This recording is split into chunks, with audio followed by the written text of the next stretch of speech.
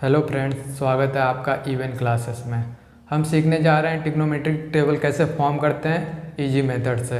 अगर हम कोई भी वैल्यू याद करना है तो पूरा टेबल फॉर्म करके इजी वे में लर्न कर सकते हैं। अगर कोई भी वैल्यू भूल भी जाती है एग्जाम में, खुद से टेबल 2 मिनट में बना सकते हैं। कोई भी डाउट अगर होगा कि हमें ये वैल्यू नहीं याद आ रही है तो हम खुद से टेबल फॉर्म कर सकते हैं और सबसे आसान तरीके से सीखेंगे कि टेबल कैसे फॉर्म कर सकते हैं। आइए सीखते हैं।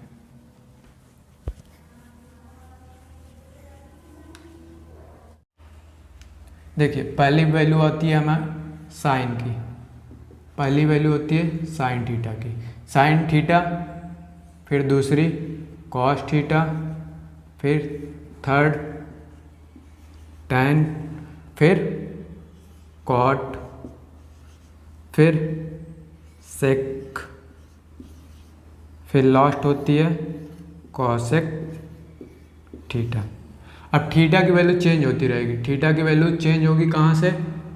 पहली हो सकती है 0 डिग्री, फिर हो सकती है 30 डिग्री,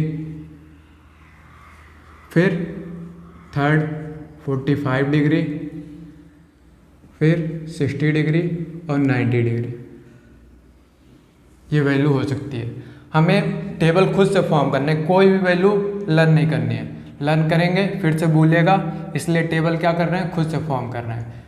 साइन, इसकी वैल्यू स्टार्ट करने के लिए 0 से स्टार्ट कर रहे हैं। 0, फिर 0 के बाद क्या आता है 1, फिर 2, फिर से 3, फिर 4 पे ये वैल्यू ख़त्म हुई।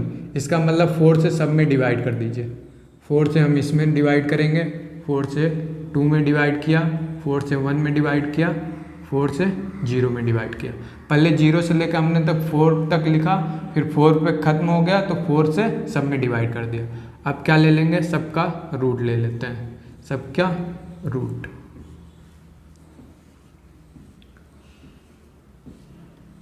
अब देखिए इसकी रूट में वैल्यू निकालते हैं। 4 से 4 कैंसिल हुआ, इसकी वैल्यू आई 1, इसकी वैल्यू आई हमारे पास 1। रूट 3 की वैल्यू रूट में ही रहती है तो रूट 3 ही रहने दें। रूट 4 की वैल्यू 2 होती है तो यहाँ पे 2 आ जाएगा। यहाँ पे 2 1 जा 2, 2 2 जा 4, कैंसिल हो सकता है। रूट 1 की वैल्यू क्या होती है 1, तो यहाँ पे 1 ही रहेगा। रूट 2 की वैल्यू नीचे 2 है तो रूट 2 में रूट 2 रहेगी। अब यहाँ पे रूट 1 की वैल्यू 1, 4 की वैल्यू बाहर आएगी रूट से तो 2 हो जाएगी। 4 से 0 में डिवाइड करेंगे 0 आएगा, और 0 को रूट से बाहर लिखेंगे तो 0 ही होगा। तो हमें सारी वैल्यू खुद से मिल चुकी है। पहली वैल्यू क्या हुई 0, 30 की वैल्यू हुई 1/2, 45 की वैल्यू हुई 1/√2, 60 की वैल्यू हुई √3/2, 90 की वैल्यू हुई 1। अब इसको हम फिर से लिख सकते हैं क्योंकि हमने वैल्यू निकालना सीख चुके हैं। इसका मतलब इसको फिर से रिपीट कर लेंगे, इसको मेथड को। ये 0 हो गया, इसकी वैल्यू निकाला हमने 1/2, इसकी वैल्यू निकाला हमने 1/√2, इसकी वैल्यू निकाला था हमने √3/2 और इसकी वैल्यू हमने निकाला 1। अब साइन की वैल्यू सारी फाइंड हो चुकी है। अब कॉस के लिए इसको इन्वर्स ऑर्डर में लिख देते हैं। 1 है तो 1 यहाँ पे चला आएगा, √3/2 यहाँ पे आ जाएगा, 1/√2 यहाँ पे आ जाएगा, 1/2 यहाँ है तो इधर चला आएगा, और 0 यहाँ पे चला जाएगा। हमने क्या किया, ऐसे गया था फिर इसी को इन्वर्स ऑर्डर में लिख दिया। 1 यहाँ पे आ गया, √3/2 यहाँ पे आया, 1/√2 यहाँ पे आया, 1/2 यहाँ पे आया, 0 यहाँ पे आ गया। अब tan की वैल्यू, tan का फॉर्मूला हमें पता है, tan थीटा इक्वल टू होता है sin theta upon cos theta. मतलब हमें करना क्या है, tan की वैल्यू फाइंड करने के लिए साइन में cos से डिवाइड करना है। 1 से 0 में डिवाइड करेंगे 0 आएगा, इससे इसको डिवाइड करेंगे। डिवाइड हमें पता है कैसे करते हैं, 1/2 में डिवाइड करना है √3/2 से। अब इसको डिवाइड करने के लिए क्या होता है, 1/2 ऐसे ही रहता है, ये मल्टीप्लाई साइन होता है, 2 ऊपर चला जाता है, √3 नीचे आ जाता है। अब 2 से 2 कैंसिल, ऊपर बचा क्या 1, नीचे बचा √3, तो इसका मतलब ये वैल्यू हमें फाइंड हो सकता है √3। ऐसे ही सबको करना है। साइन में कॉस से डिवाइड करेंगे tan की वैल्यू आ जाएगी। कुछ भी लर्न नहीं कर रहे हैं। इससे इसको डिवाइड करेंगे, ये भी 1/√2 है, ये भी 1/√2 है, पूरा कैंसिल होके बचेगा क्या 1। इससे इसको डिवाइड करेंगे, 2 से 2 कट जाएगा, बचेगा सिर्फ ऊपर √3। 0 से 1 में डिवाइड करेंगे, 0 से 1 में डिवाइड करेंगे 1 से, तो ये कभी भी डिवाइड कंप्लीट नहीं होगा। इसका मतलब ये वैल्यू होगी नॉट डिफाइन, ये वैल्यू हमेशा क्या होगी, नॉट डिफाइन होगी।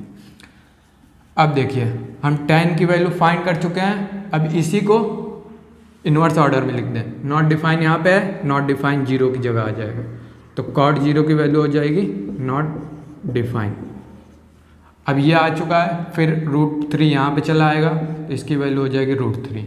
ये 145 की जगह है, तो ये 1, ये क्या हो जाएगा 1/√3, ये हो जाएगा 0।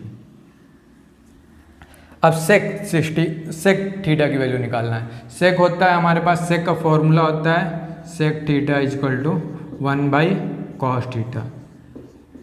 इस फॉर्मूले से हमें पता है cos थीटा से अगर हमने डिवाइड किया 1 में तो sec थीटा की वैल्यू आ जाएगी। अब थीटा की जगह कुछ भी हो सकता है, थीटा की जगह कुछ भी हो सकता है, यहाँ पे मतलब 0 है तो sec 0 की वैल्यू निकालना है, तो cos से डिवाइड कर दो, cos से 1 में डिवाइड कर दो, 1 से डिवाइड किया 1 में, 1 से डिवाइड करेंगे 1 ही आएगा।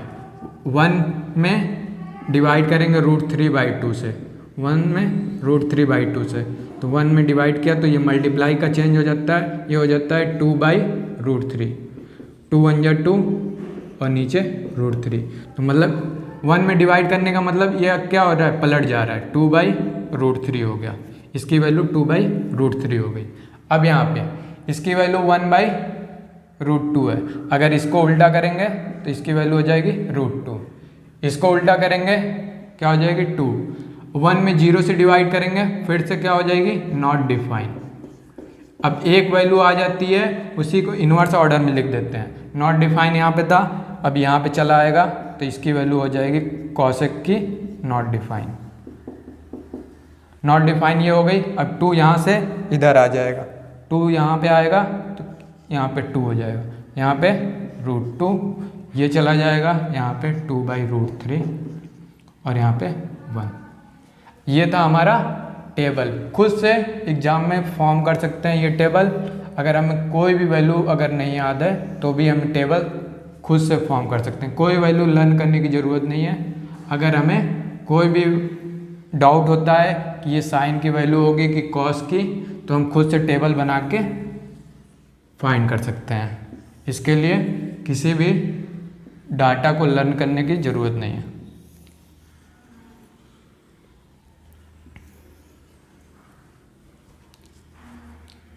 ये था हमारे पास ट्रिग्नोमेट्रिकल टेबल, जो खुद से अगर सीख जाएंगे तो 2 मिनट लगेगा, क्योंकि कोई भी वैल्यू हमने टाइम नहीं ली।